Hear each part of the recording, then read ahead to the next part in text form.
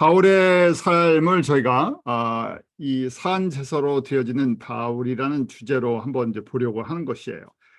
산제사로 드려진다는 것은 내가 드리고 싶은 것도 있겠지만 그 전에 하나님께서 예정하신 그런 삶으로, 그런 믿음의 삶으로 인도하신다는 걸 먼저 보게 돼요.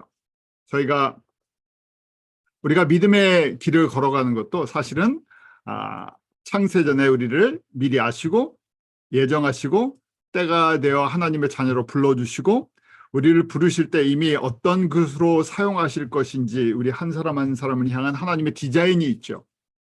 그래서 이 모든 것이 은혜의 과정이다고 저희가 고백을 하게 됩니다. 왜냐하면 예수님을 아는 것도 또 하나님의 자녀가 돼서 하나님의 나라를 섬기는 것도 전부 다 은혜죠. 처음부터 끝까지가 전부 은혜라는 고백을 하게 되죠. 그래서 어떻게 보면 산제사로 드려지는 것, 우리의 결단과 순종이 필요하지만 그 과정 속에서 하나님의 예비하심과 은혜가 있다는 것을 고백하게 됩니다. 그래서 바울의 삶 속에서 그렇게 철저히 하나님의 준비하심이 있어요. 로마서 8장 29절에 보면 저희가 지금 로마서 8장의 사람들이죠. 하나님의 미리 아신 자들. 그 미리 아신 자들을 아들의 형상을 본받게 하기 위해 미리 정하셨다. 예정하셨죠. 그냥 구원을 받는 것이 아니라 미리 아신 자들을 자녀가 되는데 그 아들의 형상을, 예수님의 형상을 본받도록 정하여 주셨어요. 그러니까 저희가 구원이라는 것을 좁은 의미로 보면 예수 그리스도 안에서 죄사함을 받고 생명을 얻는, 영생을 얻는 것이라고 이렇게 좁은 의미로 보지만 온전한 구원을 이룬다고 볼 때는 그 가운데 장성한 믿음의 분량까지 예수님이 우리를 향한 하나님의 그 창조 목적을 깨닫고 저희가 순종하는, 영적으로 성숙하는 과정까지 이런 과정이 다 포함되어 있죠. 그래서 제가 지금 로마서 8장의 말씀을 하는 이 미리 아신 자들, 이 사람들이 이제 12장부터 미리 아신 자들이 어떻게 살아가는 것인가, 성결의 삶을 살아가는 것이죠. 수평계명을 지킨다는 것은 성결의 삶이에요. 왜냐하면 예수 그리스도의 복음을 증거하는 삶은 성결의 삶을 통해서 복음이 온전히 증거되기 때문에 그렇죠. 그래서 바울도 미리 아셨고 아들의 형상을 본받기 위해서 미리 정하셨고 때가 돼서 불러주시죠. 그 부르시는 때가 달라요.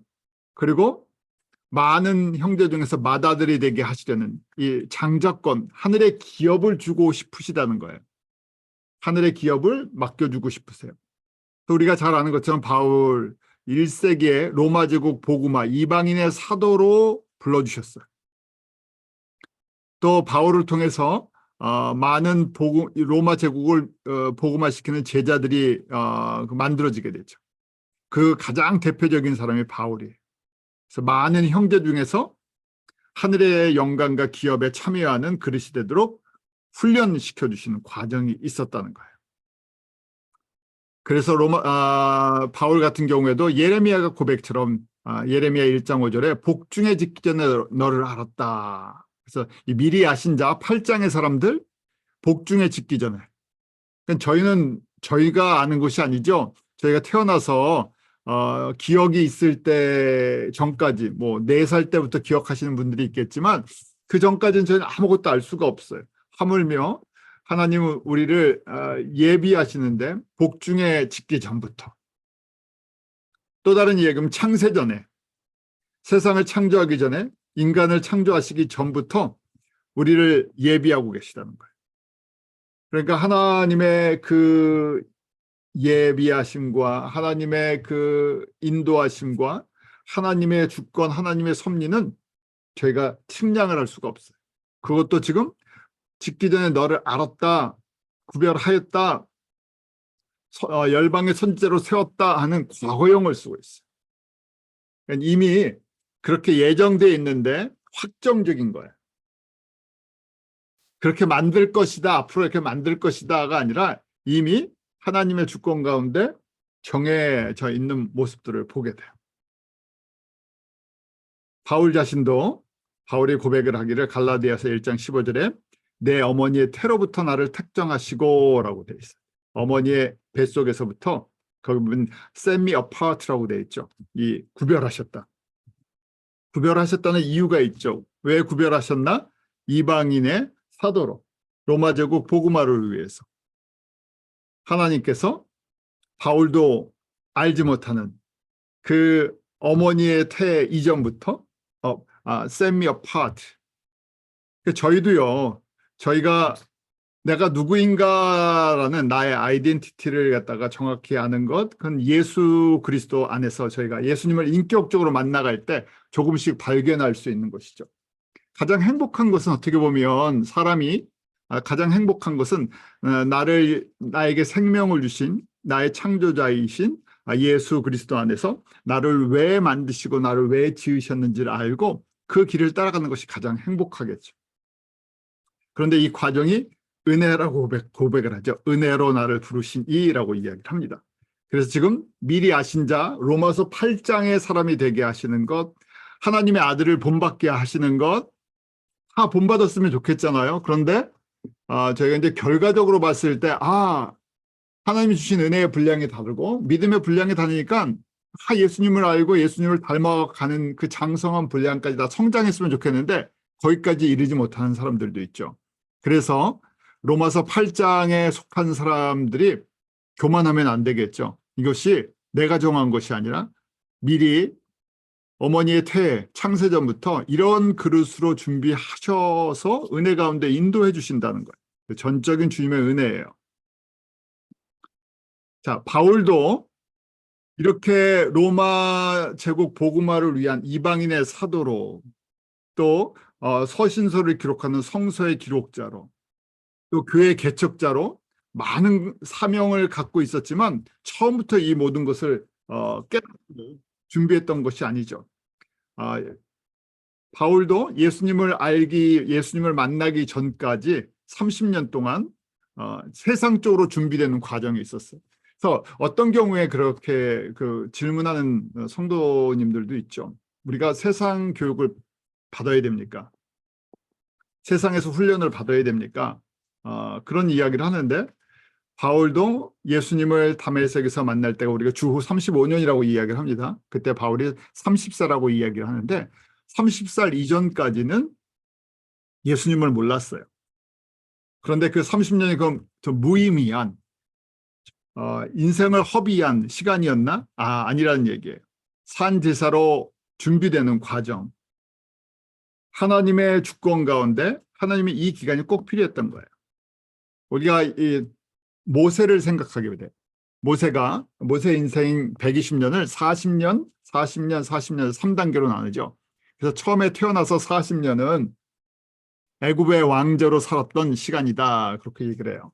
I'm something. 자기가 뭐가 대단한 사람이 됐다고 착각하며 살았던. 그래서 세상으로 얘기하면 좋은 교육받고 왕궁에서 살았고 그 애굽의 왕실 교육을 받았던 사람이에요. 그러다가 40년은 우리 미디안에 정말 I'm nothing이라는 정말 아무것도 아닌 거 다 잃어버리는 기간이었죠. 40년 다 그 모든 걸 잃어버리는 기간이었어요. 그리고 나서 진짜 그 여호와를 만나고 마지막 그 40년은 하나님의 나라를 위해서 출애굽의 지도자로서 쓰임받는 기간이었죠. 무려 80년을 준비를 시키셨어요. 40년은 애굽에서, 40년은 광야에서. 훈련 기간 굉장히 80년 훈련받고 40년 사역을 했죠. 사실은 사역을 하면서도 계속 훈련의 연속이죠. 사실은 훈련이 끝난 것이 아니라 다른 차원에서 또 다른 훈련을 받는 것이죠. 그때는 이제 예수님과 직접적으로 여호와와 동행하면서 사역을 하면서 훈련을 받는 기간이었어요. 바울도 마찬가지예요. 바울의 인생도 개종 전과 개종 후로 나눠지죠. before, after로 나눠져요. 바울만 그런 것이 아니라 저희가 다 그런 고백들을 하죠. 예수님을 만나기 전의 삶과 예수님을 만난 이후의 삶.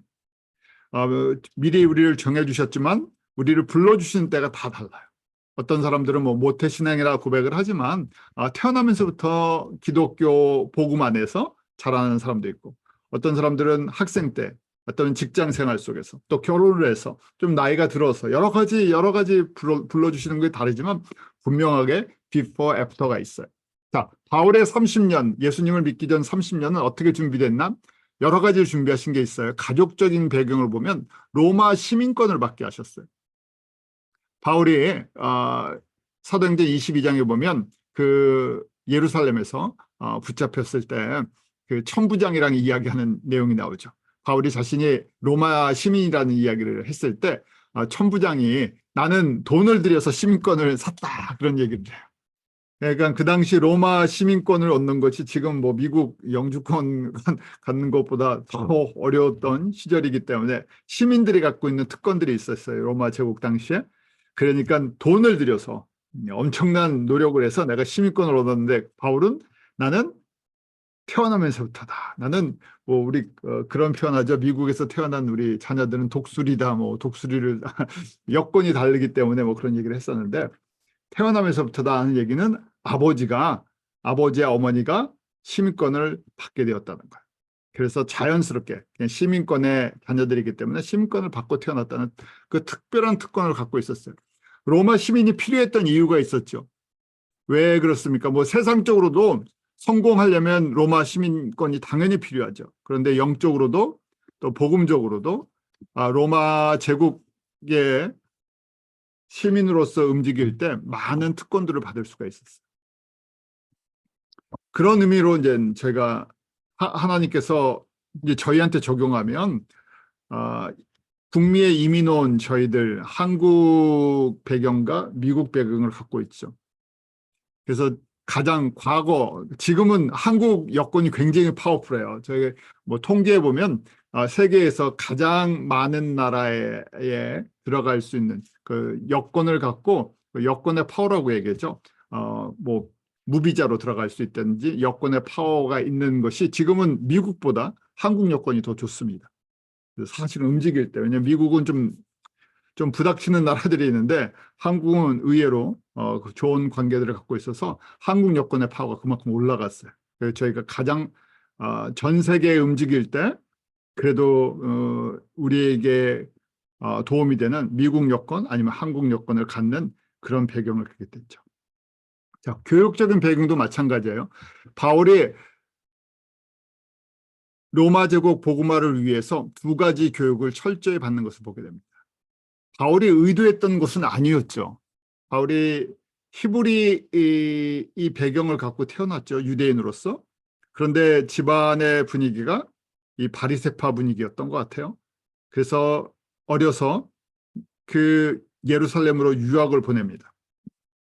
그 유명한 율법학자 가말리엘 선생님 밑에서 교육을 받게 해요. 사도행전 22장 3절에 자신의 과거를 고백할 때 길리기아 다소에서 태어났어요. 이민자 가정인데 부모님이 저희로 얘기하면 미국 이민 왔는데 자녀죠. 2세예요. 그 길리기아 다소 2세죠. 그래서 태어나면서부터 로마 시민권을 갖고 태어난 그런 유복한 좀 경제적으로나 뭐 교육적으로나 여러 가지 자리가 잡힌 그런 가정 속에서 태어났어요. 그런데 거기 보면 이성에서 자란 가말리아의 문화에서 우리 조상들이 율법의 엄한 교훈을 받았고 가장 바리새파 중에서 대표적인 그 학자 밑에서 교육을 받았어요. 그래서 로마 교육이랑 히브리 교육을 두 가지를 다 받죠. 그러니까 최고의 학문들, 최고의 교육을 받았어요.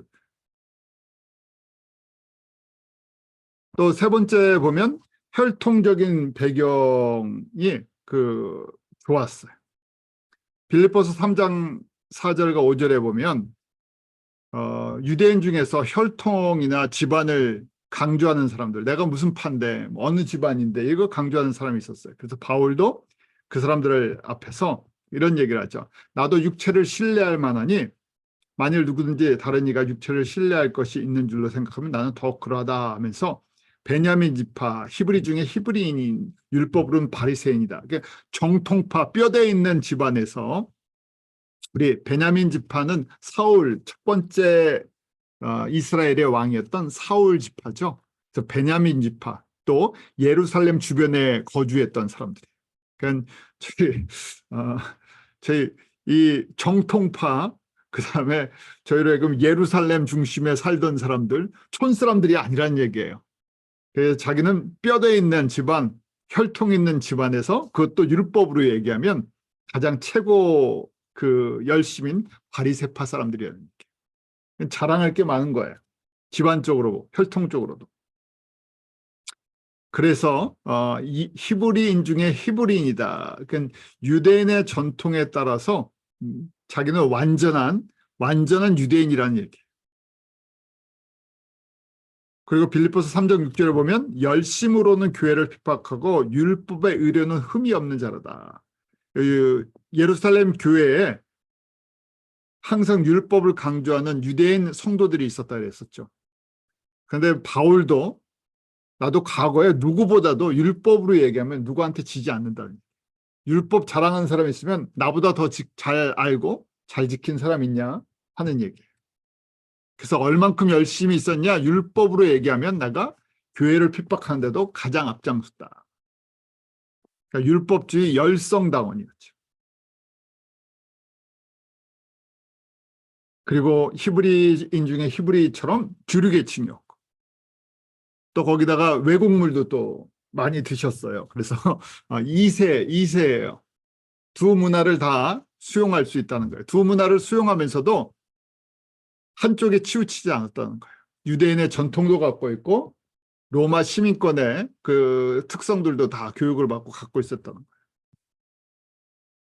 그래서 이렇게 30년을 하나님께서 이런 과정들, 마치 모세를 애굽의 왕자로 왕실 교육을 받으면서 자라게 했어요. 왜냐하면 그 당시는 그게 필요한 게 아니라 출애굽 과정 속에서 누구를 상대해야 됩니까? 애굽의 왕을 상대해야 돼요. 그리고 200만이나 되는 이스라엘 사람들을, 정말 준비도 안 돼 있는 사람들을 광야에서 40년 동안 훈련시킬 때 그들을 인도할 지도자로서의 모든 필요한 것들을 사실은 40년 동안 가르쳐 주신 거죠. 바울도 마찬가지예요. 이 땅에서 필요한 것들, 사역을 하면서 섬기면서 필요한 것들을, 가장 기초적인 것들을 30년 동안 배우게 하시고 그런 환경 속에서 인도해 주셨다는 거예요. 그래서 저희가 우연히 되는 건 아무것도 없다는 거예요. 바울이 우연히 이민자 가정에서 태어난 것이 아니라 지금 하나님의 주권과 예비하심을 모르면 우연이라는 표현을 쓰지만, 지금 바울이 창세전부터, 어머니의 태의 전부터 이방인의 사도로 로마 제국 복음화를 위해서 준비를 하셨다는 거예요.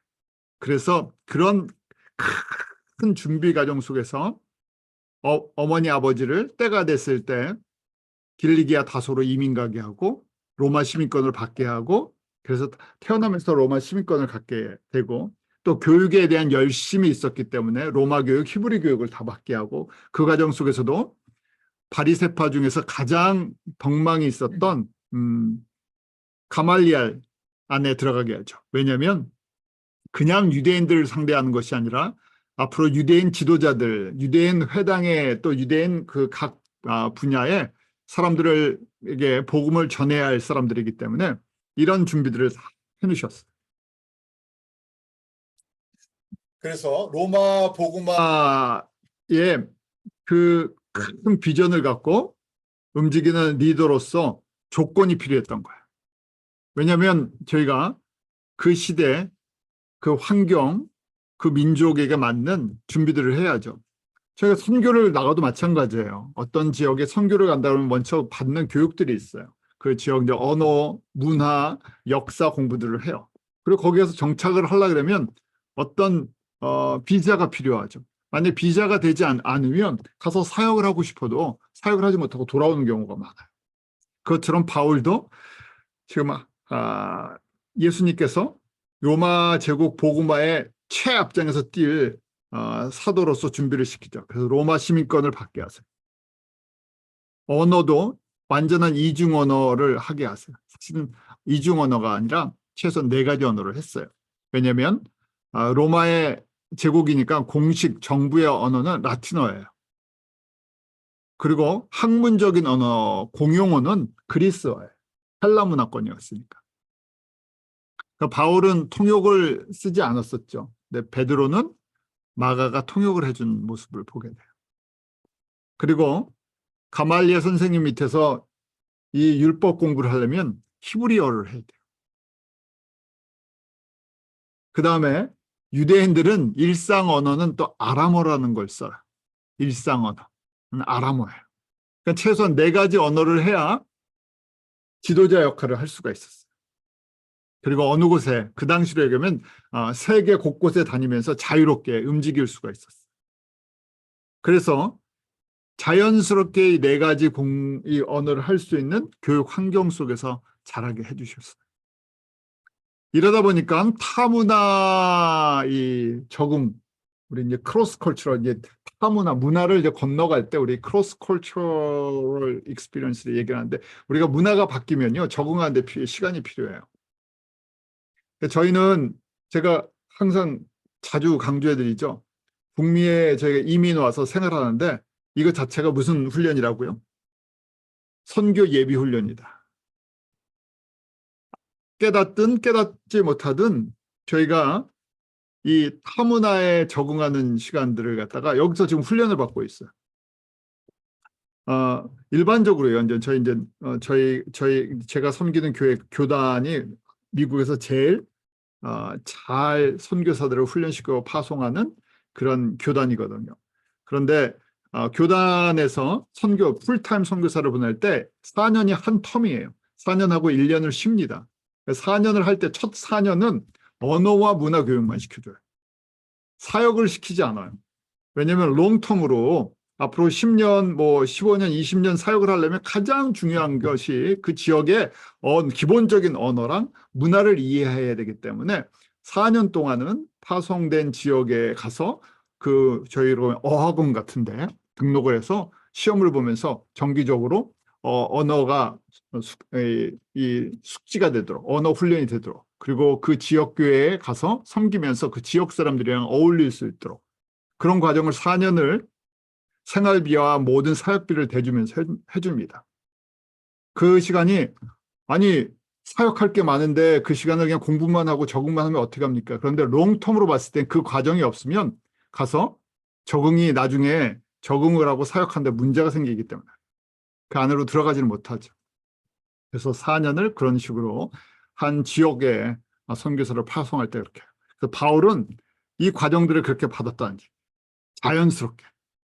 저희가 무슨 선교사 학교가 있어서 신학교가 있어서 커리큘럼이 있어서 공부를 한 게 아니라 거기에 맞춰서 30년 동안 훈련을 시켜주셨어요.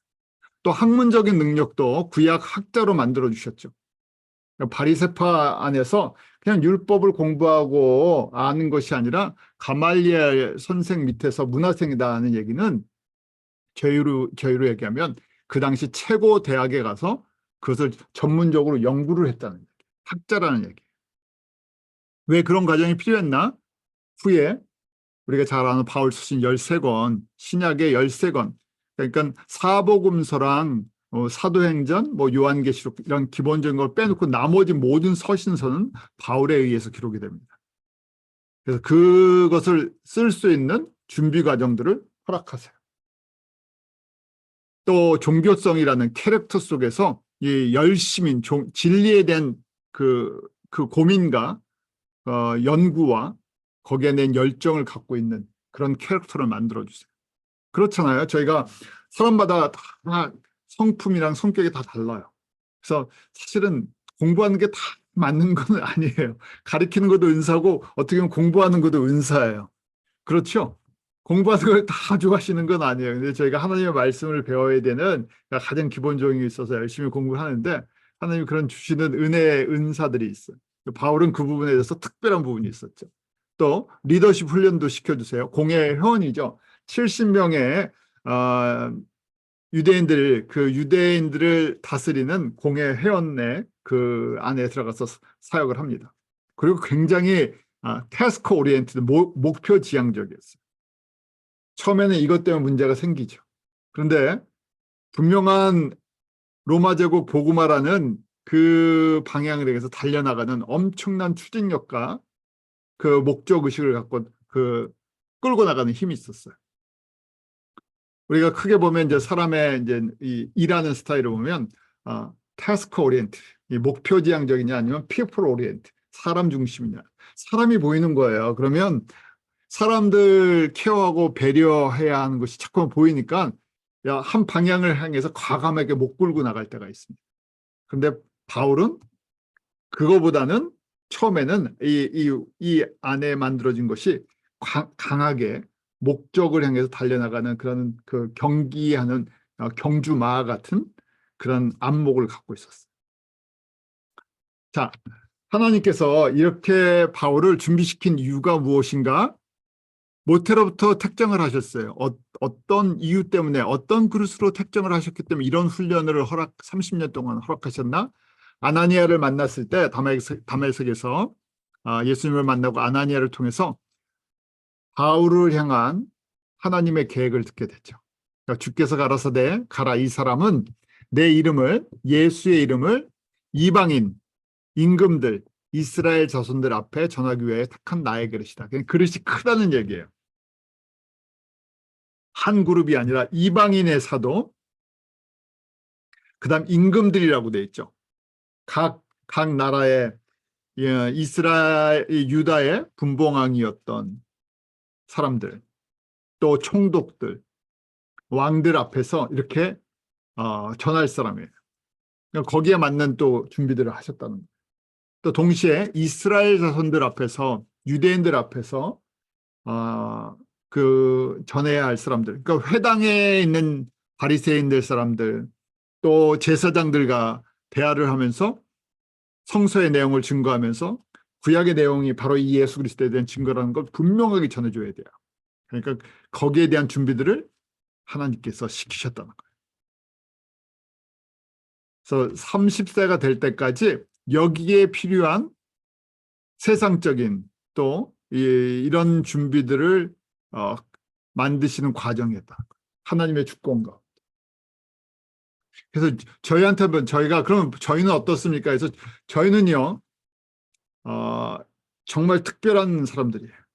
왜냐하면 지금은 그래도 뭐 해외에 나가는 것이 흔해졌어요. 근데 지금은 너무 그냥 여행 위주로 해외를 나가고 사람들이 젊은 사람들이요. 그런데 저희는 그렇지 않았었죠. 저희는 그 뭐 미국에 올 때나 뭐 캐나다에 올 때 여러 가지 그 이유가 있었어요. 그냥 단순하게 여행을 위해서 온 것이 아니라 어떤 삶의 어떤 이유들이 있어서 왔는데 뭐 각자 이민의 목적은 다르지만 좀 더 나은 삶을 위해서 아니면 경제적인 것, 교육적인 것, 뭐 직업적인 것 이런 것 때문에 많이 움직이게 됐었죠. 근데 결과적으로 보면 한국에 있는 사람들이랑 같은 성도라도 하나님께서 우리를 준비하신 그릇이 다르다는 거예요. 왜냐하면 우리가 지내온 시간들을 보면 그걸 알 수 있어요. 저희가 바울의 모습 속에서 보면 저희랑 공통적인 부분들이 있어요. 뭐 저희 대부분이 영주권이나 시민권을 갖고 있죠. 언어를 잘하든 못하든 저희가 이중 언어를 하는 구조 속에서 살고 있어요. 저희 한국 사람이 있어야 편하지만 불편한 미국이나 캐나다나 다른 사람들이랑 어울리는 훈련을 실천적으로 살아가고 있죠. 그 다음에 저희 주님께서 믿음에 대한, 말씀에 대한 열심을 주셨으니까 이 밤에 모여서 저희 같이 말씀을 나누고 있어요. 그리고 각 교회에서 또 어느 부분에서 저희가 리더십 훈련도 각자 받는 여러 가지 훈련들이 있으시. 그리고 저희 같이 공부라는 것은 단순하게 성서 지식을 늘리기 위한 것이 아니라 저에게 주신 이방 선교에 대한 분명한 사명들을 직접적이든 간접적이든 같이 나누고 있어요. 그래서 뭐 바울이랑 비교할 수는 없지만 하나님께서 우리가 알지 못한 그 시간 속에서 우리를 이렇게 인도해서 그냥 단순하게 보면 이민 생활을 하는 성도들로 살아가는 것처럼 보이지만 그 더 깊은 영적인 의미로 보면 우리를 향한 하나님의 특별한 이런 계획들이 있구나. 바울을 통해서 로마 제국 복음화를 준비하셨던 것처럼 우리도 특별히 세계 복음화를 위해서 저희를 구별해서 set apart라고 되어 있죠. 우리를 구별해서 불러내서 훈련을 시키시는 부분들이 있구나 하는 것을 이 말씀 속에서 발견하게 돼요. 그래서 이런 걸 발견하시는 은혜가 저희 가운데 꼭 있기로 하네요. 자, 그럼 바울의 개종한 후의 삶은 어떻습니까? 이제 35년에 주 35년 다메섹에서 전혀 이전까지는 내가 예수님을 믿고 예수의 증인이 된다는 생각을 전혀 하지 않았던 사람이에요. 다메섹에 왜 찾아갔죠? 예수 믿는 사람 붙잡아서 감옥에 보내려고요. 정반대의 삶을 살았던 사람. 그 사울이 예수님을 만나고 변해돼서 내가 이방인의 사도, 로마 제국 복음화 이런 꿈도 꾸지 않았던 시기예요. 그런데 예수님께서는 그 그릇으로 지금 바울을 준비하고 계셨죠. 자, 개정 후 30세부터 이제 훈련을 시키십니다. 훈련을 시키시는데 바울의 예수님을 믿고 그 훈련 속에서 자기의 쓴뿌리들, 자기의 자랑들, 자기의 의지했던 것들 다 내려놓게 하시죠. 이 과정이 이제 성결의 과정이에요. 성화의 과정. 예수님을 만나고 어떻게 보면 사역보다 더 중요한 것이 사역은 훈련장이에요. 그러면서 개인에게 적용하면 성결케 하시는, 그릇이 깨끗해지는 것, 동기가 깨끗해지는 것, 내가 누구인가를 발견하는 것, 이런 시간이에요. 이렇게 되는 과정 속에서 시각이 변합니다. 영적인 시각이 변하죠. 마태복음 5장 8절 우리 팔복의 말씀 잘 아시죠? 마음이 청결한 자는 복이 있나니 저희가 하나님을 볼 것입니다. 이것이 믿음이 성숙한 증거 중에 하나죠. 믿음이 성숙했다는 얘기는 무엇인가? 마음이 청결하다. 마음이 청결하다는 것은 무엇인가? 내가 예수님을 섬기는 동기가 단순해요. 내가 주님 앞에 예배를 드리는 이유가 단순해요. 무엇 때문에 그렇습니까? 그 은혜와 사랑이 너무 귀해서. 주님을 사랑하기 때문에. 나에게 베풀어 주신 은혜가 너무 크기 때문에. 그래서 마음이 청결하다는 얘기는 우리 pure in heart라는 얘기는 한 마음을 가졌다는 얘기죠. 마음이 갈라지지 않았다. 두 마음 품지 않는다. 이것이 우리가 잘 아는 것처럼 심령이 가난한 자라는 그 고백부터 시작하죠. 나는 예수님을 닮은 데가 없군요. 은혜를 이렇게 많이 받았는데 그 은혜에 비해서 내가 예수님을 아는 것이 너무나 적군요.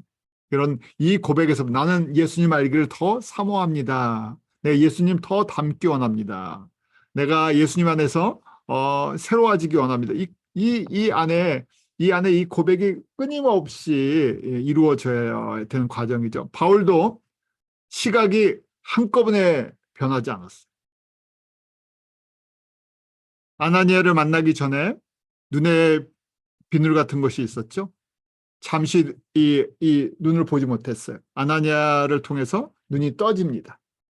비로소 자기가 30년 동안 예수님을 알지 못했던 30년이 내가 영적인 소경이었다는 삶을 깨닫게 되죠. 그리고 눈을 떴어요. 눈을 떴지만 한 번에 다 떠지지 않죠. 저희가 기억해야 되는 것이 어느 누구도 한 번에 눈이 완전히 열리지 않아요. 말씀을 먹고 소화하는 것만큼 열립니다.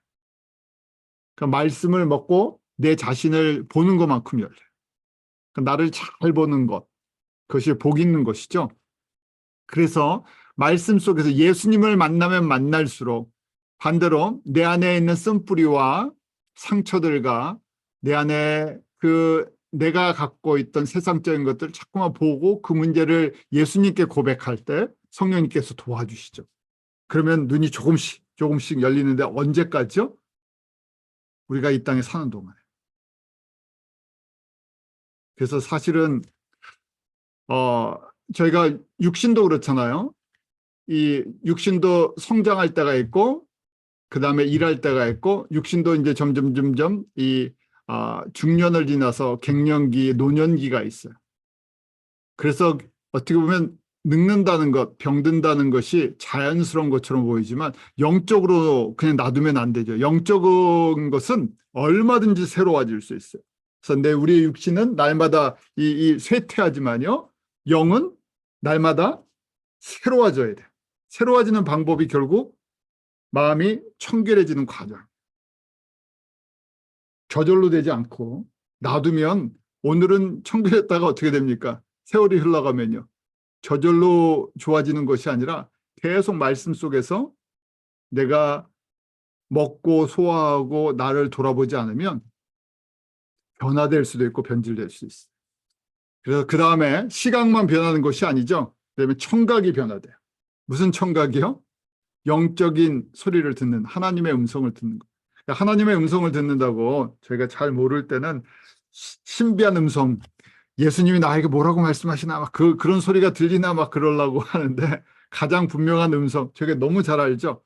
하나님의 음성을 가장 분명하게 듣는 방법은 무엇입니까? 기록되어 있는 하나님의 말씀을 읽는 것에서부터 시작이 돼요. 저희가 개인적으로 듣는 것은 실수할 수 있어요. 왜냐하면 그게 하나님의 음성이 아닌데 하나님의 음성인 것으로. 근데 저에게 기준은 이미 기록된 성서의 말씀이 하나님의 말씀, 그게 하나님의 음성이죠. 그러면서 정말 환경을 통해서도, 사람을 통해서도, 또 그 일을 통해서도, 사회를 통해서도 들려주시는 하나님의 메시지를 듣기 시작합니다. 이것이 영적인 분별력을 가져와요. 그렇잖아요. 저희도 분별을 하려면 오감이나 감각이 살아나야 되잖아요. 그래서 각 우리 뭐 눈이면 눈, 코, 귀, 입 이런 것이 제대로 펑션을 해줘야 분별력이 있는 것처럼 영적으로도 이 부분들이 다 건강하게 성장을 해야 영적인 분별력을 가져요. 영적인 분별력은 그것 자체가 영적인 능력이에요. 분별력이 있어야 에너지를 어떻게 쓸 수 있는지, 그 힘이 어디서부터 오는지를 알아요. 그래서 저희가 그 옛날식으로 부흥회 한다, 뭐 영성 집회를 한다, 굉장히 조심해야 된다고 말씀을 드렸었죠. 왜냐하면 뭐가 없이는, 하나님의 말씀이 정리되지 않은 상태에서 나타나는 능력은 분별할 수가 없다는 얘기예요. 그리고 마음이 청결한 것, 팔복의 삶이라는 것을 다시 보면 성령의 9가지 열매라 그랬죠. 성결의 열매예요. 그런 것이 없는데 능력이 나타난다? 그럼 그 능력은 어디서부터 온다고요? 하나님으로부터 오지 않는다는 거예요. 그래서 하나님으로부터 능력이 오게 되면 거꾸로 누가 두려워해요? 사단이 두려워하고 불복을 하죠. 그래서 그게 분별이 되기 시작한다. 이것이 하나님으로부터 오는 능력인가? 어둠의 권세로부터 오는 능력인가? 어떻게 구별이 돼요? 눈이 떠졌으니까. 눈이 떠졌다고 막 그냥 천사들이 움직이고 성령님이 운행하시는 게 막 눈에 막 이렇게 비주얼하게 보인다는 얘기가 아니에요. 그렇게 보이면 너무 좋겠죠. 너무 그런 걸 찾는 분들은 또 현혹되고 그러세요. 제일 중요한 게 말씀이 정리되어 있으면 그것이 분별이 되기 시작한다. 바울 자신도 이런 과정을 통해서 이제 성서를 기록하기 시작하죠. 그래서 바울 서신 13권을 기록합니다. 그 바울 서신이 기록되는 연도에 따라서 바울의 영성이 들어가 있어요. 그래서 초기의 것은 좀 거친 부분이 있어요. 덜 성화된 부분들이 있어요. 그리고 후반에 갈수록 더 깊은 내용들이 좀 들어가 있어요. 이 일을 통해서 바울이 교회 개척도, 또 지도자 훈련도, 사도로서의 리더십도, 직접 전도와 선교의 사명들을 감당하며 생명 살리는 일을 합니다. 자, 생명을 살리는 일만큼 중요했던 것이 결국 68년 순교할 때까지, 바울이 35년에 예수님을 만나고 68년이니까 33년이죠. 33년 동안 보면 바울이 이룬 일보다 개인에게 적용하면 바울 자신도 33년 동안 성결 훈련, 성화 훈련을 계속 받아왔다는 거예요. 훈련이 끝나지 않았었어요. 그래서 저희가 33년 동안 필드 에듀케이션, 현장 교육을 바울이 받았다는 거예요. 바울 개인에게 적용할 때. 교육이 끝나지 않았어요. 지난주에도 말씀드렸고, 우리 시작하면서 사무엘 선교사님이 전도사님들 공부하면서 일하면서 사역하면서 정말 수고 많으시고 힘드시겠습니다 하는 말씀하셨죠. 왜냐하면 사역하는 현장에서 또 교육도 받아야 되고 필드 익스피리언스, 필드 에듀케이션, 또 인턴십도 하면서 그다음에 또 학교에 가서 아카데미 코र्스도 들어야 돼요. 그러니까 몇 가지를 해야 되니까 힘들다는 얘기예요. 그래서 훈련이 근데 그게 끝나고 또 전도사로 훈련이 끝나지 않죠. 전도사 하면 저희가 뭐 한국에서 강도사도 있고 저희 보통 전도사 다음에 목사 안수를 받고 이제 목사 사역을 하고 목사도 부목사도 하다가 그다음에 이제 담임 목사도 해요. 근데 그것이 개인적으로 보면 계속 필드 에듀케이션. 개인에게 적용. 사역을 잘하든 못하든 하는 건 사람들이 평가하는 거고 한 사람으로 봤을 때는 주님 안에서 계속해서 선교를 이 훈련, 성화 훈련을 갖다가 다양한 현장 속에서 받는 겁니다. 바울 자신도 이런 과정 속에서 이 훈련 속에서 산제사로 드리는 삶이 무엇인지를 깨닫게 되는 거예요. 우리 로마서 12장부터 이제 15장이 산제사로 드리는 것이 무엇인지를 하나씩 설명해 주죠. 어떻게 보면 나와 하나님과의 관계에 수직되면 하나님과의 관계가 예수 그리스도의 은혜로 회복된 다음에 그 다음에 우리가 하는 것이 수평계명, 성도와 성도를 섬기는 과정이에요. 말씀으로 주님의 사랑과 은혜로. 그런데 그 과정 속에서 개인적으로는 각자 성결의 과정을 갖다가 훈련을 받는 거예요. 왜냐하면 생명을 살리는 데는 뭐가 필요하다고요? 제사가 필요하기 때문에. 산 제물로 드려져야 됩니다. 산 제물로 드려진다는 것은 우리가 예수님을 통해서도 보았죠. 예수님이 하나님의 아들, 하나님이신데 창조주신데 창조주가 갖고 있던 모든 특권들을 다 내려놓으셨어야 돼요. 완전한 인간이셨기 때문에 인간이 느끼는 모든 고통과 아픔을 느끼셨어야 돼요. 그런데 이분이 신분이 그냥 세상 말로 금수저였다가 흙수저 대접을 받으면 그것도 힘든데 수저 자체가 다르죠. 수저가 아니라 이분은 모든 수저를 만드신 창조주세요. 근데 그분이 흙그릇같이 깨어지는 질그릇 같은 모습으로 오셔서 그것도 사람들에게 조롱을 받으면서 그것으로 끝난 것이 아니라 그 조롱을 받는 이유가 무엇입니까? 왜 그 과정을 받으셔야 돼요? 그런 사람, 나를 조롱하는 사람들의 모든 죄를 짊어지는 희생 제물이 되셔야 돼요. 제물이 된 척하는 것이 아니라 완전한 죄인으로서 십자가에서 버림을 받는 그 모든 죄를 짊어지는 그 과정을 다 하셔야 돼요. 그 깨어지는 것, 그 부셔지는 것, 그리고 그 태워지는 과정 속에서 생명이 흘러가는 거예요. 그래서 바울도 완전하진 않지만 이 과정들을 봤습니다. 그래서 바울의 삶을 크게 33년 예수님을 믿고 따라갔는데 33년을 그냥 10년, 약 10년 단위로 나눌 수가 있어요. 그래서 10년 단위로 바울의 삶을 볼 때 어떻게 산제사도 드려지나 그 10년을 통해서 바울의 갖고 있던 세상적인 자존심, 뭐 엘리트, 특권의식, 이 세상적으로 자랑할 만한 것, 그런 것들을 다 깨뜨리십니다.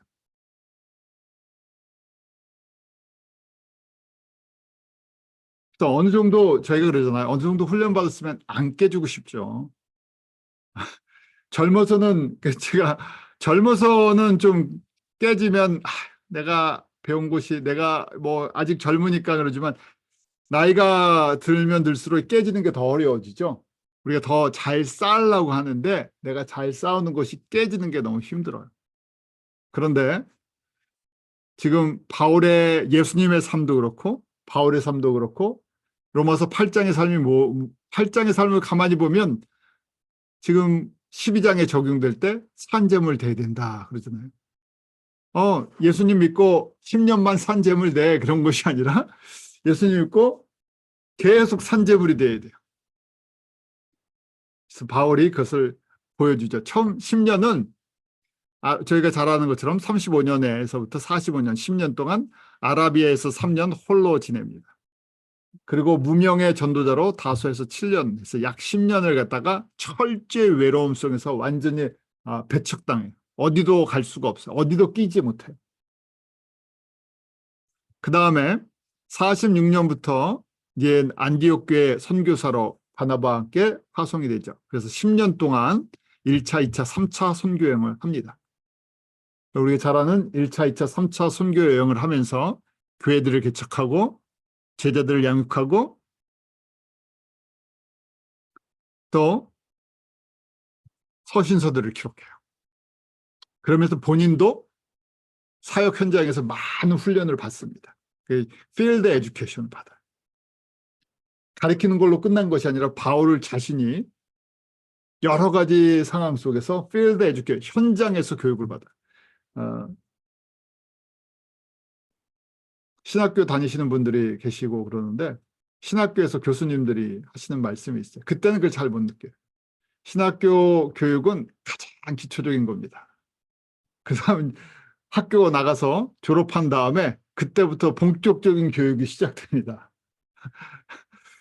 왜냐하면 학교 다닐 때 정말 많이 배우는 것 같아요. 저희가 이제 MDB 같은 목회학 석사를 할 때 보통 100학점, 100학점을 하거든요.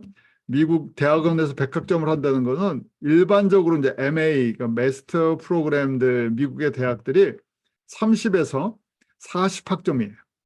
그런데 신학교의 MDB라는 목회학 석사는 그거의 최소 2배에서 3배예요. 엄청난 양들을 시켜줘요. 근데 나오면 다시 시작해야 돼요. 사역 현장은 또 다르니까. 그거는 그냥 가장 기초적인 교육이었고 사역에선 또 다른 것들을 준비해야 되니까. 바울도 지금 1차, 2차, 3차 선교여행을 하면서 많은 현장 교육을 통해서 본인이 그것을 봤죠. 자, 그렇게 끝난 것이 아니라 그 마지막 세 번째 그 10년은 58년부터 68년인데 로마로 가서 2년 동안 머무르면서 감옥에 갇힙니다. 그리고 잠깐 풀려나서 4차 선교여행을 잠깐 돌아보죠. 그리고 68년에 다시 순교를 해요. 그래서 바울 개인적으로 보면 계속 단계적이고 점진적으로 평생 걸리는 쓴뿌리 제거 과정, 성화 과정을 받습니다. 완벽한 사람은 아무도 없어요. 누구도 훈련이 뭐 10년 하고 끝난다, 20년 하고 끝난다. 지금 바울은 30년이라고 되어 있는데 왜 30년입니까? 30년, 예수님 믿고 30년 살았기 때문에. 33년, 예수님 믿고 33년 동안 훈련이 멈춘 적이 없어요. 바울 개인에게. 마지막까지도 어떻게 됩니까? 철저하게 외톨이로 로마 그 지하 감옥에서 혼자 있으면서 그리고 마지막 순교를 당하죠. 돌봐주는 사람도 거의 없었어요. 대부분의 사람들이 다 떠났죠. 바울은 그 당시에 인기가 있었던 사람이 아니에요.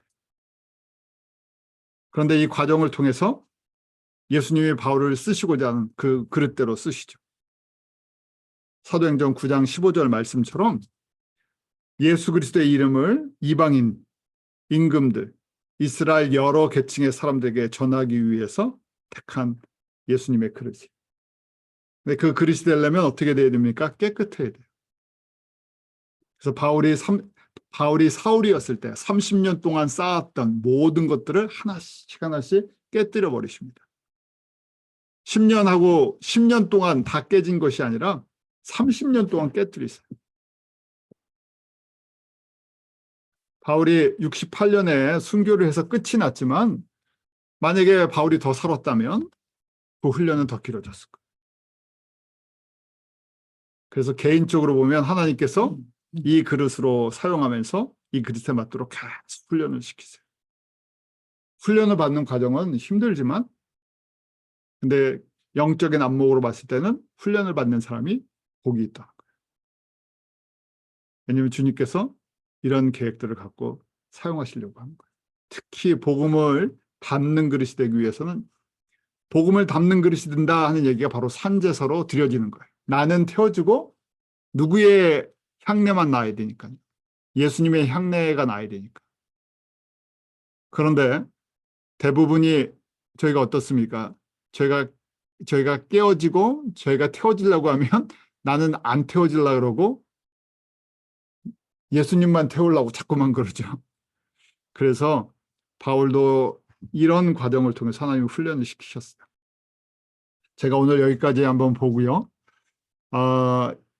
나머지 12장부터 15장이 같은 말씀이에요. 여러분들 계속 읽으시면서 묵상을 해보세요. 바울이 또 예수님이 보여주신 것처럼 바울이 지금 로마서 1장부터 11장까지를 복음과 복음이 어떻게 흘러갈 것인가, 전달될 것인가, 너희들은 복음을 담는 그릇이다. 로마서 8장의 사람들이다. 근데 그렇게 되기 위해서는 산제사로 너희들이 드려져야 되는데 산제사로 드리는 것이 무엇인지 아냐? 너희들은 깨어지고 예수가 드러나야 되는 것이다 하면서 구체적인 적용법을 12장부터 15장까지 말씀해줘요. 그것은 바울이 그렇게 로마서를 기록할 때가 주후 57년이라 그랬었죠. 지금 두 번째 단계가 끝나갈 때예요. 자기가 끝났기 때문에 쓰는 것이 아니라 또 세 번째 단계가 준비되어 있어요. 그런데 세 번째 단계를 피하는 것이 아니죠. 내 이 길을 걸어가면서 내가 다 달려갈 길 내가 다 달렸으니까 너희들 나는 끝났어. 나는 다 완성했어가 아니라 나도 계속 달려가는데 너희들도 나와 함께 계속 달려와라 하고 격려해 주는 거예요. 제가 이 말씀을 12장부터 이제 15장까지 여러분들이 앞으로 한 2주간 또 계속 묵상하시기 바랍니다. 기도하겠습니다. 하나님 아버지, 산제서로 저에게 오신 예수님의 본을 따라 사도 바울이 그 길을 걸어가는 것을 살펴보았습니다. 아버지 하나님, 정말 저희는 너무나 부족하고 비교할 수 없는 사람들인데 주님께서 저희들에게 특별한 은혜를 베풀어 주셔서 여러 가지 이유 때문에 이 북미에 이민 오게 하시고 저희도 모르는 사이에 훈련받게 하시고 이곳에서 예수 그리스도의 복음을 위해서 복음을 증거하는 그릇들로 주님께서 준비하신 것을 믿고 감사를 드립니다. 아버지 하나님, 예수님의 말씀을 저희가 듣고 묵상할 때마다 우리를 향한 하나님의 크신 은혜와 그 준비하시는 그 그릇들을 볼 수 있는 영적인 눈이, 영적인 귀가 열리게 하여 주시옵소서. 아버지 하나님, 저희들 훈련받는 과정 속에 있습니다. 우리의 훈련받는 모든 과정 속에서 주님께서 위로부터 내리시는 그 십자가의 은혜가 넘치게 하여 주셔서 훈련이 힘들고 어려운 것이 아니라 감사 찬송의 제목으로 변화되게 하여 주셔서 저희같이 부족한 자들을 통해서 오직 예수 그리스도의 이름과 그 영광과 권세만이 증거되게 하여 주시옵소서. 성령의 능력으로 옷 입게 하여 주시옵소서. 아버지 하나님, 어둠의 권세가 떠나가게 하시고 질병의 권세가 떠나가게 하시고 세상의 헛된 것들이 떠나가게 하시고 오직 예수 그리스도 그 이름의 권세 가운데 하나님의 나라가 저희를 통해서 세워지는 것을 인해 제가 감사와 찬양과 영광을 아버지께 온전히 올려드리게 하여 주시옵소서. 또 선교를 준비하는 이미혜 권사님, 또 파라과이의 그 목회자들 주님께서 그 가운데 함께하여 주셔서 아름다운 열매로 주님 앞에 영광 돌리게 하여 주시옵소서. 감사하며 예수님 이름으로 기도하옵나이다. 아멘.